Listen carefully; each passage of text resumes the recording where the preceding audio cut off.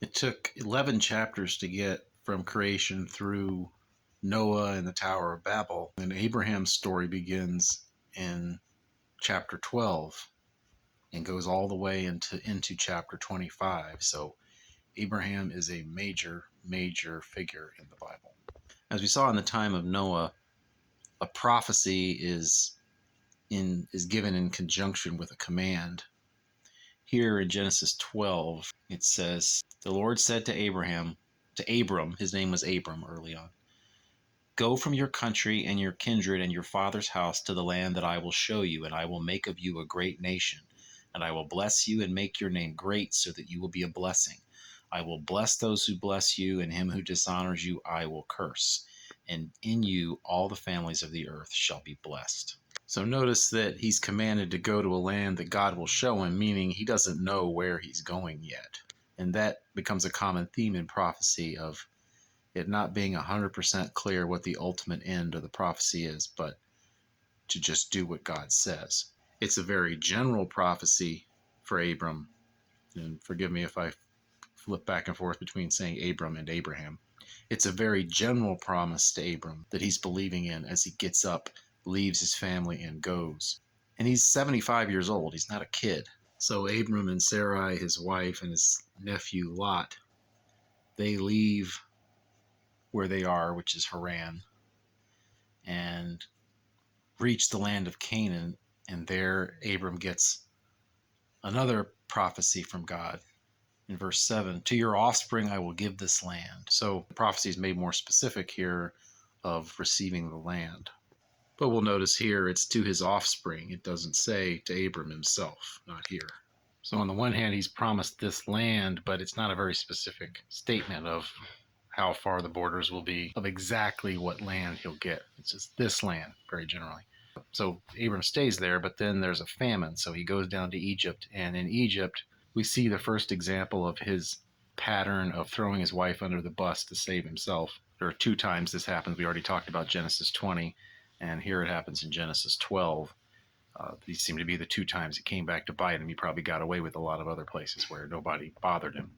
The promise gets more specific in chapter 13. Abraham and Lot have to separate because they both become so rich that they're having conflict among their men. So Abram and Lot separate from each other.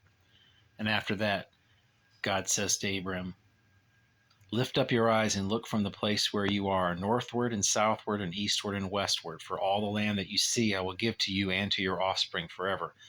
I will make your offspring as the dust of the earth, so that if anyone can count the dust of the earth, your offspring also can be counted. Arise, walk through the length and the breadth of the land, for I will give it to you." So now he's got a more specific idea of the land he's going to get, and he knows he's going to have lots and lots of offspring, or at least that's what he's been promised, but as of yet, he doesn't have any.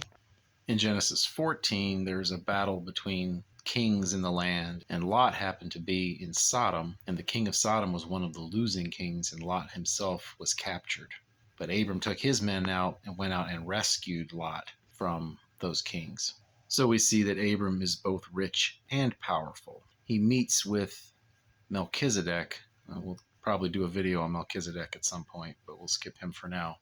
Once we get into chapter 15, we find that Abram has been assuming that his offspring will be through his number one servant, a man named Eliezer of Damascus. He says, "You have given me no offspring, and a member of my household will be my heir." But God says to him, "This man shall not be your heir. Your very own son shall be your heir." And he brought him outside and said, "Look toward heaven and number the stars, if you are able to number them." Then he said to him, "So shall your offspring be." And he believed the Lord, and he counted it to him as righteousness. So now he knows that despite the fact that he's very old, he's going to have a son, and he's going to have innumerable descendants. The prophecy has become bigger and more specific for Abram. But then he gets a negative prophecy in chapter 15. "Know for certain that your offspring will be sojourners in a land that is not theirs, and will be servants there, and they will be afflicted for 400 years.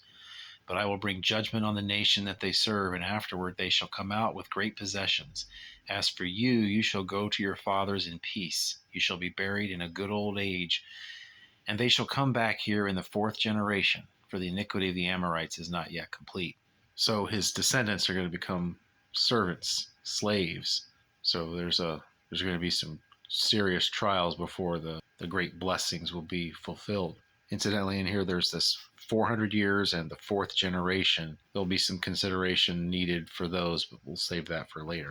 Finally, he concludes the prophecy of Genesis 15 with, "To your offspring I will give this land, from the river of Egypt to the great river, the river Euphrates, the land of the Kenites, the Kenizzites, the Cadmonites, the Hittites, the Perizzites, the Rephaim, the Amorites, the Canaanites, the Girgashites, and the Jebusites." A lot of ites.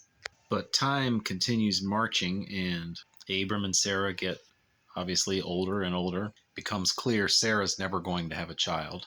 So Sarah has this idea. She takes her servant and says to Abram, have a child with her and we'll count it as mine, and I'll have a child that way. So it seems like they think this is the way they're going to get a child, to get an heir for Abram to inherit the promises.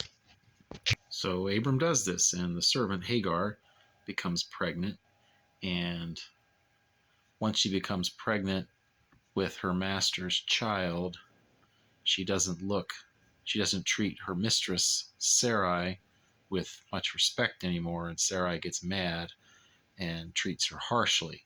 So Hagar runs away.